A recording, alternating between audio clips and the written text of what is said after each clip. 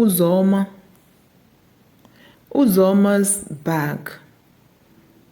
Akpa Uzoma. Uzoma's bag. Uzoma na ezinụlọ ya bi na nnukwu ụlọ. Uzoma and her family live in a big house. Uzoma na ezinụlọ ya bi na nnukwu ụlọ. Uzoma na ezinụlọ ya bu na nnukwu ụlọ. Her husband's name is Okeke. Afa di ya wụ Okeke. Afa di ya wụ Okeke. He works at the bank. Ọ na-arụ ọrụ n'ụlọ akụ. Ọ na-arụ ọrụ n'ụlọ akụ.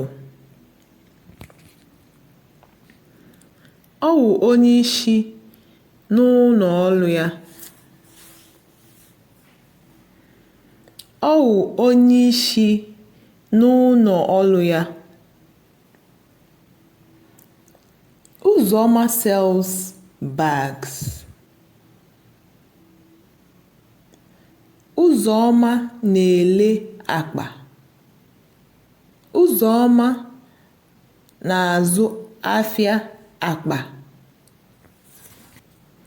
Uzoma na-ele akpa.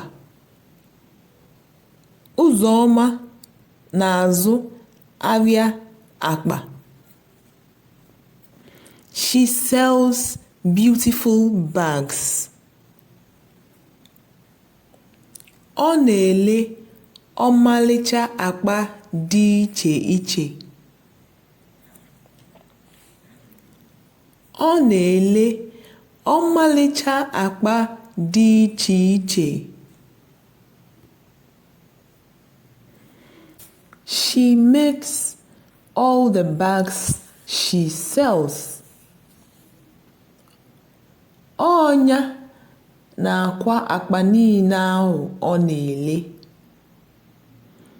Ọnya na-akwa akpa niile ahụ ọ na-ele.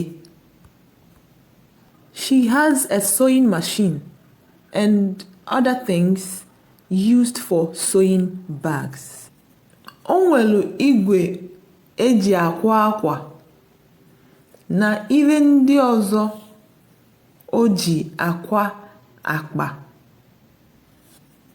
O nwere igwe eji akwa akwa na ihe ndị ọzọ o ji akwa akpa. Sewing bags makes her very happy. Ịkwa akpa na-atọ ya ụtọ rinne.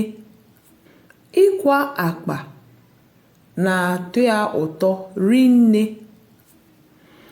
Uzoma na ezinụlọ ya bi na nnukwu ụlọ. Afa di ya wụ Okeke. Ọ na-arụ ọrụ n'ụlọ akụ. Ọ wụ onye isi n'ụlọ ọrụ ya. Uzoma na-ele akpa. Ọ na-ele ọmalịcha akpa dị iche iche.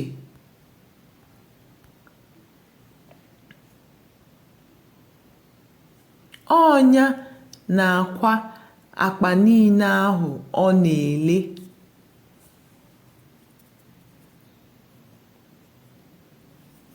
O nwere igwe eji akwa akwa na ihe ndị ọzọ o ji akwa akpa. Ịkwa akpa na-atọ ya ụtọ rinne. Ịkwa akpa na-atọ ya ụtọ rinne. And that brings us to the end of today's video. Please don't forget to hit the like button, the subscribe button, and turn on your notification bell so that when next I upload a new video, you will be the first to be notified. Ngwan, ka ọ dị n'oge ọzọ.